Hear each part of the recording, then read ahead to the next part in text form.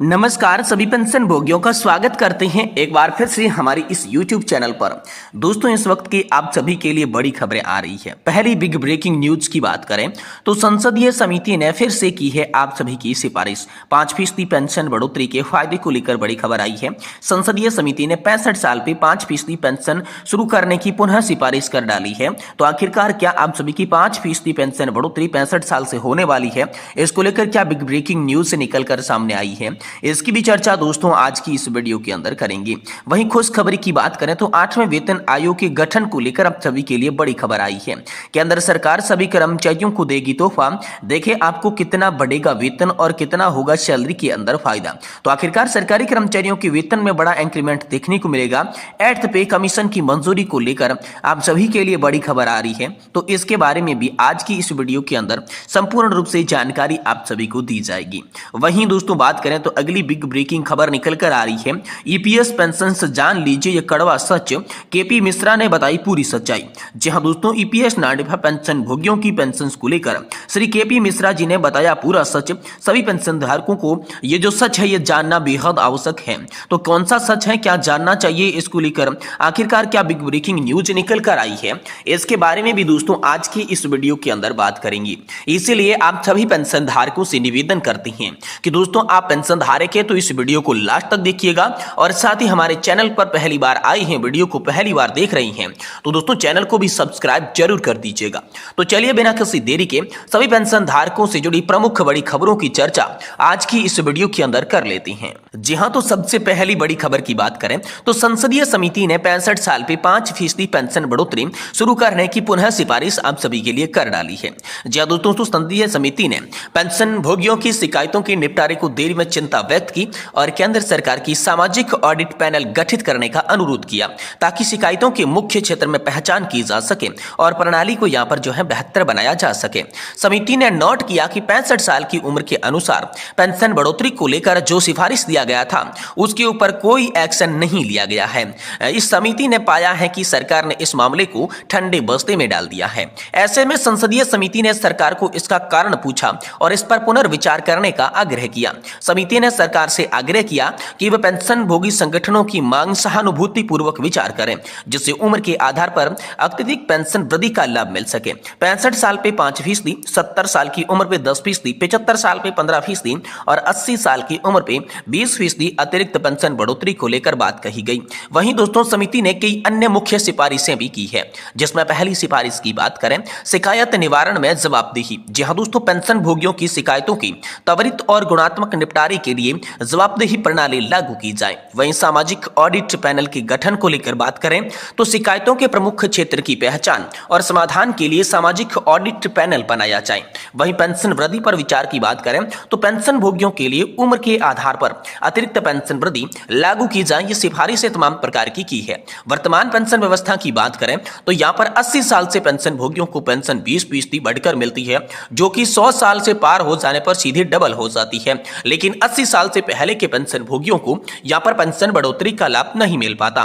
तो यहाँ पर समिति ने नोट किया है कि एकल परिवारों के बढ़ते हुए चलन और सामाजिक व भौगोलिक गतिशीलता के कारण वृद्धजनों की देखभाल में कमी आई है, जिससे समाज में परिवर्तन का प्रभाव भी पड़ा है। 2050 तक वृद्ध जनसंख्या की बात करें तो अनुमान के मुताबिक बताया गया है कि 2050 तक 60 वर्ष से अधिक आयु की जनसंख्या का अनुपात काफी बढ़ जाएगा। जी हाँ दोस्तों, बदलते सामाजिक परिवेश में एक मजबूत पेंशन प्रणाली की आवश्यकता है ताकि वृद्धजन आत्मनिर्भर हो सके। रिपोर्ट में यह भी बताया गया कि सी पेंशन ग्राम पर एक केंद्रीकृत वेब आधारित पेंशन शिकायत निवारण प्रणाली है। इसके माध्यम से पेंशन भोगी ऑनलाइन पेंशन भोगी संगठनों के माध्यम से या डाक द्वारा अपनी शिकायतें दर्ज करवा सकते हैं। वहीं दोस्तों समिति की यहाँ पर जो है अनुशंसा पर बात करें तो समिति ने वित्त मंत्रालय को इस सिफारिश को प्राथमिकता से लागू करने के लिए कहा है। पेंशन भोगियों की मांगों को ध्यान में रखते हुए ये सिफारिशें समाज के वृद्ध पेंशन धारकों की स्थिति को सशक्त बनाने की दिशा में एक महत्वपूर्ण कदम दोस्तों आप सभी के लिए साबित हो सकता है। ये बड़ी खबर आई है। तो यहाँ पर एक बार फिर से संसदीय समिति ने ईपीएस 95 पेंशन धारकों के लिए उम्र के आधार पर पेंशन बढ़ोतरी करने को लेकर केंद्र सरकार की सिफारिश की है, जिसमें 65 साल की उम्र से ही 5% पेंशन बढ़ोतरी का लाभ सभी पेंशन धारकों को मिले। ये बड़ी खबर दोस्तों हाल फिलहाल में आप सभी के लिए निकलकर सामने आ चुकी है। वहीं दोस्तों अगली बड़ी खबर की बात करें तो 8th पे कमीशन की मंजूरी को लेकर बड़ी खबर आ रही है। सरकारी कर्मचारियों को मिलेगा वेतन में बड़ा इंक्रीमेंट। आप सभी की कितनी बढ़ सकती है पेंशन? 8वें वेतन आयोग के गठन को लेकर क्या है बड़ी खबर, चलिए इसके बारे में जानते हैं। केंद्र सरकार के कर्मचारी और पेंशन भोगियों के लिए खुशखबरी है। वे 8वें वेतन आयोग की सिफारिश से मंजूर होने की संभावना आप सभी के लिए बढ़ गई है, जिससे उनके वेतन में बड़ा इजाफा हो सकता है। यह आयोग 1 जनवरी 2026 से लागू होने की उम्मीद है, जो लाखों केंद्रीय कर्मचारियों के वेतन ढांचे में बदलाव लाएगा। 8वां वेतन आयोग न केवल कर्मचारियों की वेतन में वृद्धि करेगा, बल्कि उनके भत्तों और अन्य लाभों में भी संशोधन करेगा। इससे कर्मचारियों की आर्थिक स्थिति में सुधार होगा और उनका जीवन स्तर बेहतर होगा। तो आइए इस आयोग के बारे में विस्तार से जानते हैं। 8वां वेतन आयोग भारत सरकार द्वारा गठित एक समिति है, जो केंद्र सरकार के कर्मचारियों और पेंशन भोगियों के वेतन, भत्तों और पेंशन में संशोधन की सिफारिशें करती है। यह आयोग हर 10 साल में गठित किया जाता है, ताकि कर्मचारियों के वेतन को देश की आर्थिक स्थिति और महंगाई के अनुसार समायोजित किया जा सके। 8वें वेतन आयोग के प्रमुख प्रस्तावों की बात करें तो यहाँ पर 5 प्रमुख प्रस्ताव आप सभी के लिए बताई जा रही हैं। पहला, न्यूनतम वेतन वृद्धि, यानी कि वर्तमान में 18,000 रुपए से बढ़ाकर 41,000 रुपए वेतन करने की संभावना। दूसरा, फिटमैन फैक्ट, जो कि 2.28 का प्रस्तावित फिटमैन फैक्ट है, जो 7वें वेतन आयोग के तहत 2.57 से कम है। वहीं महंगाई भत्ते की बात करें तो 2026 तक 70% महंगाई भत्ता पहुंचने की उम्मीद है, जो मूल वेतन में शामिल कर दिया जाएगा। वहीं चौथा, पे मैट्रिक्स को लेकर बड़ी खबर है कि नया पे मैट्रिक्स जो गणना वो सरल हो और पारदर्शी से भी बनाया जाए। पांचवा है, पेंशन में वृद्धि को लेकर प्रमुख प्रस्ताव। जी हां, न्यूनतम पेंशन में भी वृद्धि की जानी अति आवश्यक है। ये तमाम तरीके के प्रस्ताव हाल फिलहाल में दोस्तों आप सभी के लिए 8वें वेतन आयोग को लेकर सामने आ चुके हैं। वहीं पेंशन बेनिफिट में बदलावों की बात करें तो 8वें वेतन आयोग से पेंशन भोगियों को भी लाभ मिलेगा। अब 3 लाभ प्रकार के मिलेंगे, जिसमें पहला है न्यूनतम पेंशन। तो वर्तमान में 9,000 रुपए से बढ़कर लगभग 20,000 रुपए न्यूनतम पेंशन हो सकती है, यह पहला लाभ मिलेगा।